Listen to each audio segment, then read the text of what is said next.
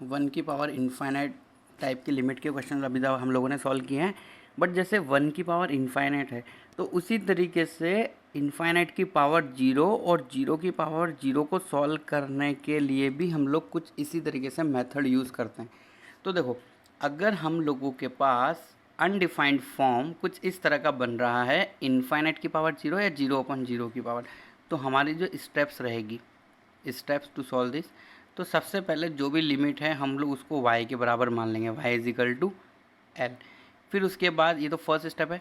फिर second step के अंदर हम लोग क्या कर लेते हैं, log ले लेते हैं, टेकिंग log बोथ साइड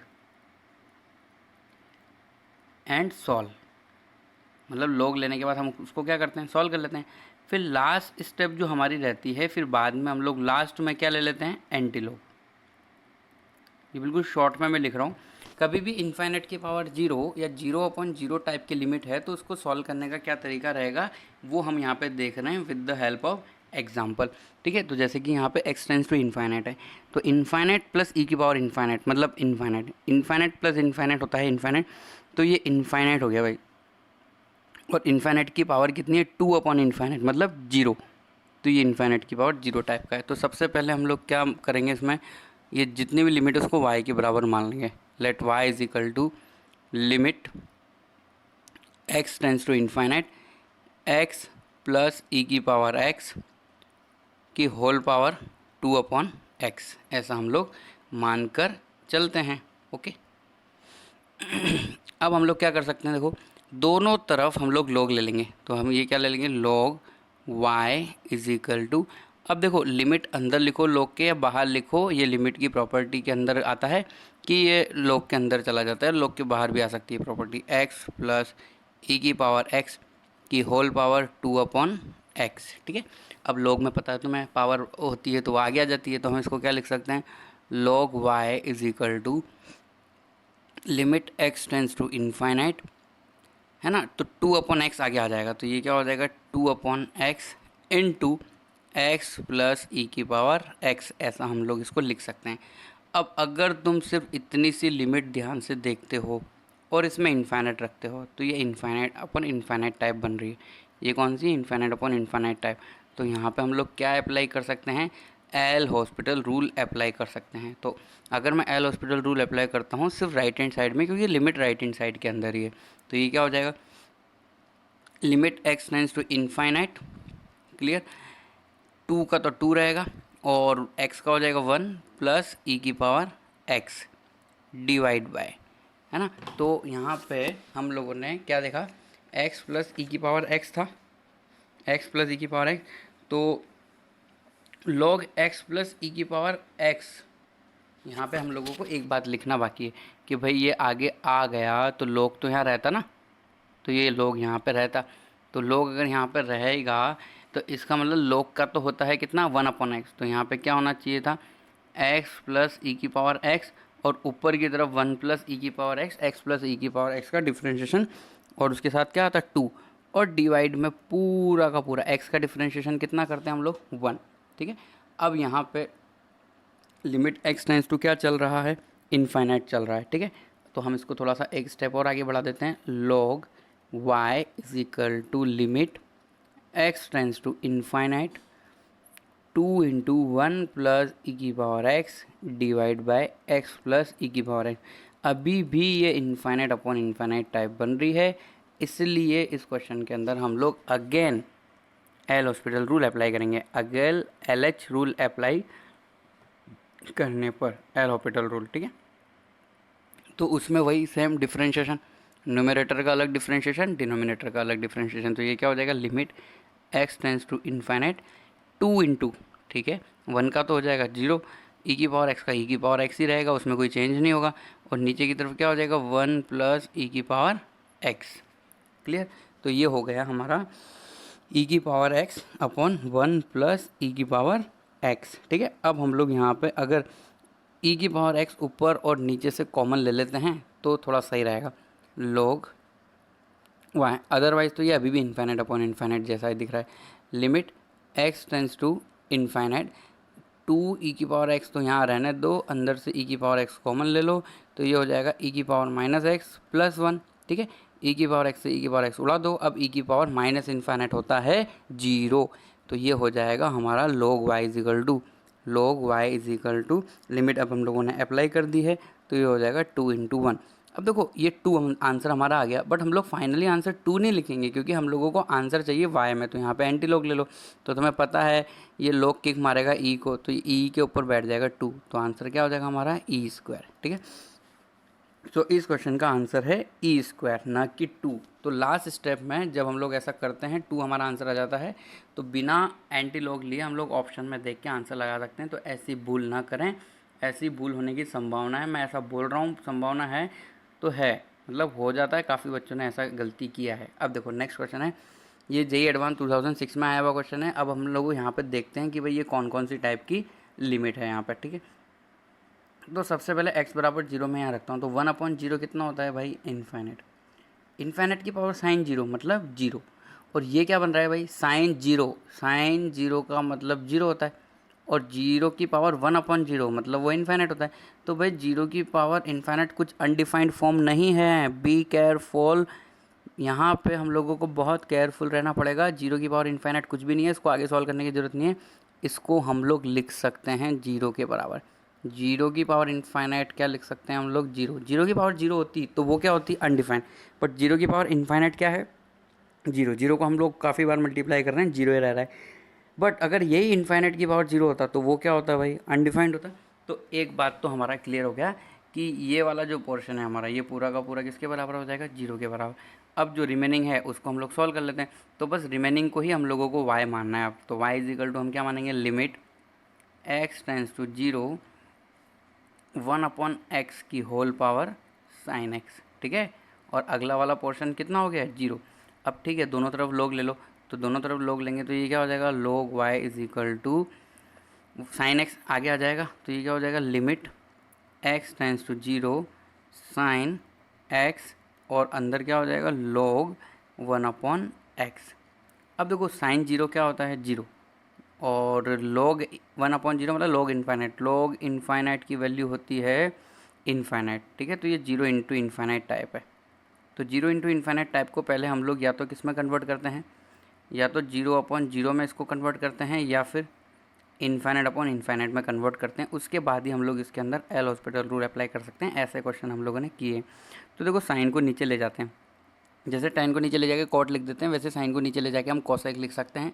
तो ये हो गया log 1/x divide by cosec x।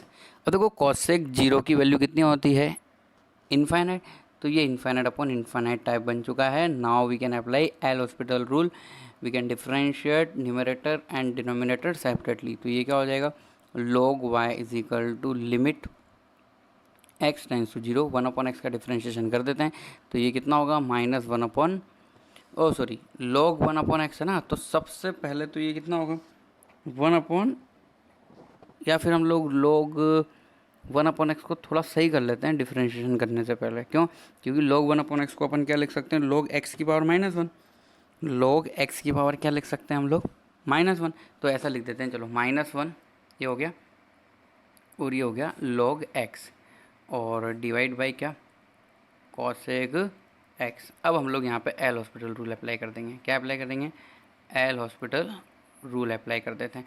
तो अगर हम एल हॉस्पिटल रूल अप्लाई करेंगे तो डिफ्रेंशिएशन कर देते हैं न्यूमरेटर एंड डिनोमिनेटर का अलग अलग। तो ये क्या हो जाएगा, लिमिट x टेंस टू 0, अब log x का डिफ्रेंशिएशन कितना हो जाएगा, 1/x। ठीक है भाई, 1/x divide by cosec x का क्या होता है, minus cosec x into cot x. Clear, बहुत ही ईजी है।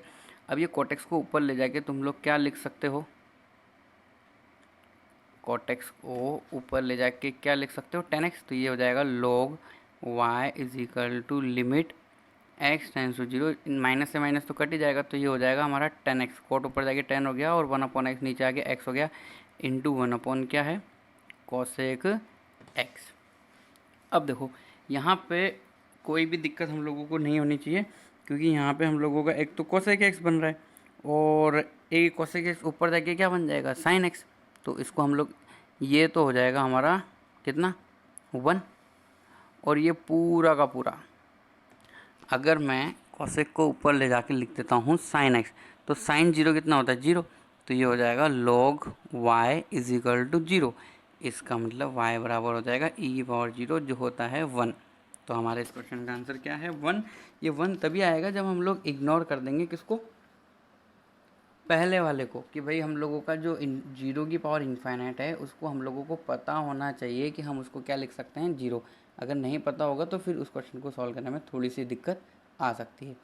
अब देखो, अब नेक्स्ट कैटेगरी के हम लोग क्वेश्चन देख रहे हैं जिसके अंदर हम लोगों को limit x tends to infinite दिया हुआ है। अगर हमें limit x tends to infinite दिया हुआ है और फंक्शन जो है वो रेशनल फंक्शन है, रेशनल फंक्शन का मतलब क्या होता है, न्यूमरेटर में भी पॉलिनोमियल, डिनोमिनेटर में भी पॉलिनोमियल।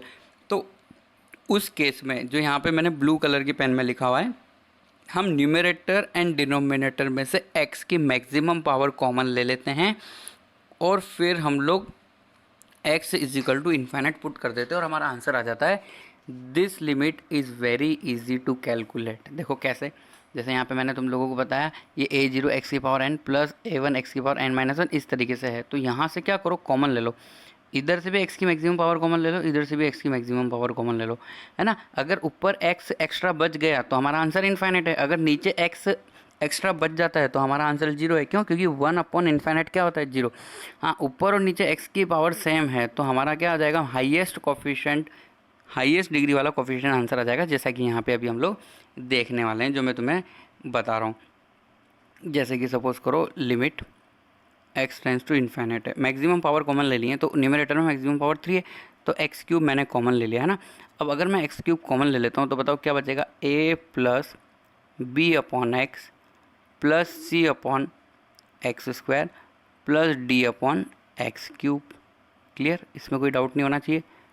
डिवाइड बाय, अगर मैं नीचे से भी एक्स क्यूब कॉमन ले रहा हूँ तो यहाँ क्या बचेगा, small a plus b upon x plus c upon x, ये स्मॉल सी है और वो ऊपर वाला कैपिटल सी है। ठीक है, देखो ऐसा इसको चेंज कर लो ताकि दिक्कत ना हो।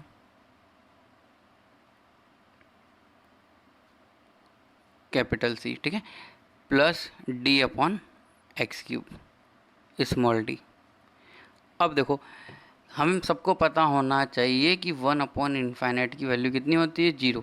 ठीक है, तो अगर मैं इनफाइनाइट रख देता हूँ सब जगह तो ये एक्स क्यूब से एक्स क्यूब तो उड़ ही गया, तो ये क्या हो जाएगा a plus 0 plus 0 plus 0, 1 upon infinite बन रहा है सब में। इसी तरीके से a प्लस 0 प्लस 0 प्लस 0, तो ये क्या हो जाएगा हमारा a अपॉन a। अब देखो यहाँ पे मेरी एक बात ध्यान से देख लो, अगर डिग्री न्यूमरेटर में ज़्यादा है, मतलब जैसे यहाँ पे x की पावर 4 होता तो एक x ऊपर एक्स्ट्रा बच जाता, तो जैसे हम लोग इन्फाइनाइट उसके अंदर रख दे तो हमारा आंसर क्या आ जाता है इन्फाइनाइट। अगर डिनोमिनेटर में 1 डिग्री ज़्यादा होती तो हमारा आंसर कितना होता है 0। अगर डिग्री न्यूमरेटर एंड डिनोमिनेटर में ज़्यादा है तो हाईएस्ट डिग्री का कोफिशिएंट आएगा, जो यहाँ पर है a और यहाँ पे a, तो कैपिटल A अपॉन a हमारा आंसर हो जाता है। अब देखो, limit x tends to infinite से ही रिलेटेड हमारे पास और भी सम अवेलेबल है, इनको हम लोग ट्राई करते हैं, सॉल्व करते हैं। तो यहाँ पे क्या दिया हुआ है, limit x tends to infinite x plus 1 की पावर 10। तो देखो इधर से x कॉमन ले लो तो यहाँ बाहर कितना आ जाएगा x की पावर 10, यहाँ से भी x कॉमन ले लो, मतलब मैं सब में से, देखो इन दोनों में से मैं x कॉमन ले रहा हूँ, क्या कॉमन ले रहा हूँ x, तो x की पावर 10 बन के बाहर आएगा। यहाँ से मुझे क्या कॉमन लेना है x, इसी तरीके से मैं सब में से क्या कॉमन ले रहा हूँ x, तो वो x की पावर 10 सब में से आएगा। तो है ना, हमारा हो क्या जाएगा ये solution, limit x tends to infinite x की पावर 10 सब में से कॉमन ले लिया गया है, तो ये क्या हो जाएगा 1 प्लस 1 अपॉन एक्स की power 10 plus 1 plus 2 upon x की पावर भी 10 प्लस 1 प्लस 3 अपॉन एक्स की पावर 10। इसी तरीके से ये चलता रहेगा अप टू 100 तक। तो सभी में से हमने x कॉमन लिया है, बट सभी की डिग्री 10 है इसलिए वो x की पावर 10 बन के बाहर आ गया, इसलिए हम सब में से कॉमन लेके एक बार x की पावर 10 लिख रहे हैं। तो ये क्या हो जाएगा 1 प्लस 100 अपॉन एक्स की होल पावर 10। ठीक है, अब पूरा का डिवाइड में,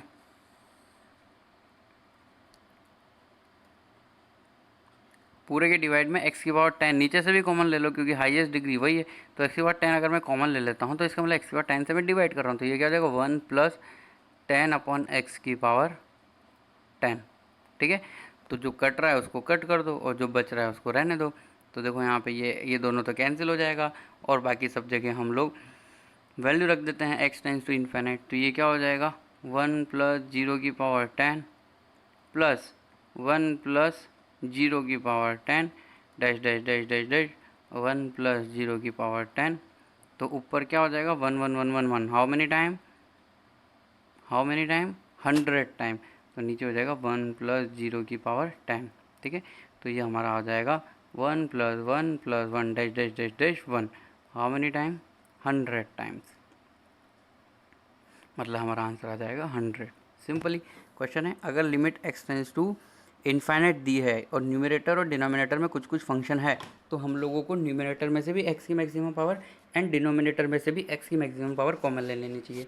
अब जैसा कि हम लोगों को सामने स्क्रीन पे क्वेश्चन दिख रहा है, तो देखो इसके अंदर हम लोगों को कैलकुलेशन करनी है कि हाईएस्ट पावर कितनी है। तो देखो इधर तो x की पावर 40 है और 2x प्लस 1 वाले फैक्टर से x की पावर 40 आएगी और अगले वाले फैक्टर से आएगा x की पावर 5। मतलब x की पावर 45 है न्यूमरेटर में और डिनोमिनेटर में भी x की पावर 45 है। We need to take common from all the factors. तो अगर हम लोग कॉमन लेंगे तो क्या हो जाएगा, ये limit x tends to infinite x की पावर 40, x की पावर 40 क्यों, क्योंकि अंदर से x कॉमन लिया है। तो ये क्या हो जाएगा 2 प्लस 1 अपॉन एक्स की पावर 40 और अगले वाले फैक्टर में से भी हमने x कॉमन ले लिया, पावर 5 होने की वजह से ये x की पावर 5 बाहर आएगा। क्या हो जाएगा 2 माइनस 3 अपॉन एक्स की होल पावर 5 डिवाइड बाय, अब यहाँ से भी x कॉमन ले लेते हैं हम, तो x की पावर 45 भी बाहर आ जाएगा ऐसा कैसे। तो ये क्या हो जाएगा 2 प्लस 3 अपॉन एक्स की होल पावर 45। अब देखो नीचे x की पावर 45 है, ठीक है, ये x की पावर 45 और ऊपर भी टोटल 45 है, तो वो सब कॉमन आके क्या हो गया, कट हो गया। अब जो बच रहा है उसको लिख देते हैं हम लोग। तो ये क्या रह जाएगा यहाँ पे 2 प्लस 0 की पावर 40 इंटू 2 माइनस 0 की पावर 5 डिवाइड बाय 2 प्लस 0 की पावर 45। तो ये आंसर हमारा ऐसा कुछ हो जाएगा 2 की पावर 40 2 की पावर 5 डिवाइड बाई 2 की पावर 45। तो ऊपर भी 2 की पावर 45, नीचे भी 2 की पावर 45, दोनों कट होके आंसर विल बी 1। ठीक है, तो ये बहुत ही इजी क्वेश्चन था। अब देखो हम लोगों को कुछ बात समझनी है जो मैं तुम्हें यहाँ पे बता देता हूँ। 3 क्वेश्चन हम लोग सॉल्व करेंगे और तीनों क्वेश्चन के अंदर एक बात हम लोगों को देखनी है। जैसे कि सपोज करो लिमिट लिखी हुई है, limit x tends to infinite ax square plus B x plus C और डिवाइड में लिखा है mx प्लस n। और एक लिमिट का क्वेश्चन है, इस तरीके से कुछ ऊपर और नीचे चेंज कर देते हैं इस बार हम, mx plus n upon ax square plus B x plus C. ठीक है, ये क्वेश्चन नंबर 2। और क्वेश्चन नंबर 3 भी देख ही लेते हैं चलो। तो ये तो हो गया हमारा 1 2 3। अब क्या दिया हुआ है, limit x tends to infinite ax square plus B x plus c divide by lx, क्या ले लें, lx square plus mx plus n। अब देखो पहले वाले क्वेश्चन के अंदर डिग्री जो है न्यूमरेटर में ज़्यादा है ना, तो हम लोग लिख लेते हैं degree of numerator, degree of numerator is greater than degree of denominator. अच्छा, यहाँ पे x की पावर न्यूमरेटर में कितनी है 1 और नीचे कितनी है 2, तो हम लोग लिख सकते हैं degree of x in numerator is less than degree of x in denominator. Clear, ये शॉर्ट फॉर्म यूज़ कर रहे हैं हम लोग। यहाँ पे डिग्री ऑफ न्यूमरेटर और डिग्री ऑफ डिनोमिनेटर दोनों के दोनों क्या हैं, सेम।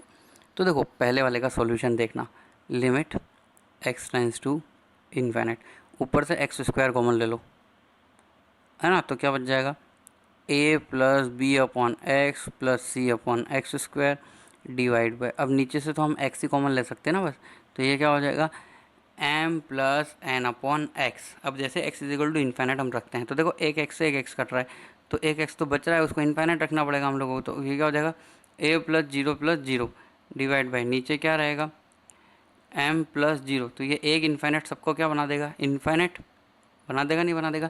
इसी तरीके से सेकंड नंबर का क्वेश्चन अगर हम लोग देखते हैं, सॉल्व करने का ट्राई करते हैं, तो ये क्या हो जाएगा, limit x tends to infinite, ऊपर से भी एक्स की मैक्सिमम पावर हम कॉमन लेंगे, तो क्या हो जाएगा ये m plus n upon x divide by x square common ले सकते हैं हम डिनोमिनेटर में से, तो ये क्या हो जाएगा a plus b upon x plus c upon x square. अब सब जगह x बराबर 0 रख दो, तो मेरे अकॉर्डिंग नीचे एक x बचेगा एक्स्ट्रा, है ना। तो अगर नीचे एक x बचेगा तो ये क्या हो जाएगा 1 अपॉन इन्फिनिट, और 1 अपॉन इन्फिनिट क्या होता है 0। जबकि इस केस में अगर हम न्यूमरेटर और डिनोमिनेटर में से कॉमन लेते हैं तो देखो यहाँ पे क्या हो जाएगा, हम एक्स स्क्वायर कॉमन ले सकते हैं। एक्चुअली एक्स स्क्वायर कॉमन लेके कट कर दिया हमने, तो ये क्या बचेगा a plus b upon x plus c upon x square. इसी तरीके से डिनोमिनेटर में क्या बचेगा भाई, l plus m upon x plus n upon x square. अब x इज इक्वल टू 0 रख दो, तो इसका आंसर आ जाएगा a अपॉन एल, जैसे मैंने तुम्हें बताया।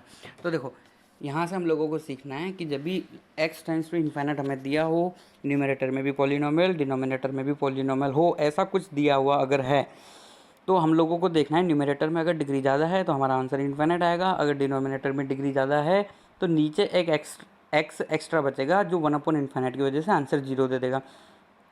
अगर न्यूमरेटर और डिनोमिनेटर में पॉलिनोमियल की डिग्री सेम है तो उस केस में हाईएस्ट डिग्री का जो कोफिशिएंट होगा, जैसे कि यहाँ पे a था न्यूमरेटर में और l था डिनोमिनेटर में, तो हमारा आंसर सिंपली क्या हो गया a अपॉन एल। चलो अब हम लोग कुछ स्पेशल टाइप के रिजल्ट पढ़ते हैं जिससे हम लोग कुछ आईआईटी में आए हुए क्वेश्चन भी सॉल्व कर सकते हैं। तो देखो पहला रिजल्ट हम लोग पढ़ने से पहले कुछ बातें मैं तुम लोगों को बता देता हूँ।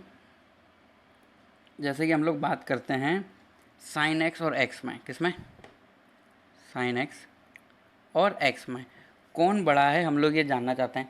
तो देखो आगे चल के हम लोग पढ़ेंगे मीन वैल्यू थ्योरम।